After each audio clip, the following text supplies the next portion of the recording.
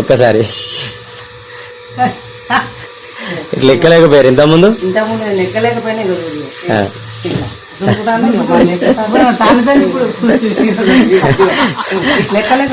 అమ్మ సంతోషం వ్యక్తపరుస్తుంది. మనకి డాక్టర్ గారు ఆర్ఎంపీ ప్రాక్టీస్ చేస్తారు. ఈసారి అమ్మకి ఇవ్వడం జరిగింది. సార్ మీ పేరు? స్వామి. ఈసారి ఇచ్చారు ఇవి. అమ్మ మా అమ్మ కాడి వాడి కూడా అమ్మ నాకు డబ్బులు ఇవ్వకుండా మంచిదే అమ్మ, నువ్వు తర్వాత ఇచ్చేవి నీకు ఉన్నాయో లేను, నువ్వైతే ఆడమ్మ నీ బాధ తట్టుకోలేకపోతాను అని చెప్పింది. నేను వచ్చినప్పుడల్లా ఏడుచుడు పెట్టిన ఏడ్చిన నా బిడ్డకు జ్వరం వస్తుందని సూర్యకానికి అయితే నేను చెప్పుకొని ఏడితే నా అమ్మను వాడుద్ది ఈ గోళీలు ఆడని ఫస్ట్ తెచ్చిచ్చింది సార్. ఫస్ట్ తెచ్చిచ్చిన వాళ్ళు సాగానికి ఆడంగానే నాకు నొప్పి బాగా పెయిన్ ఎక్కువైపోయి చల్లగంటలు పెట్టుడు, నడుము నొప్పి అన్నీ రకరకాల నొప్పులన్నీ అయినాయి.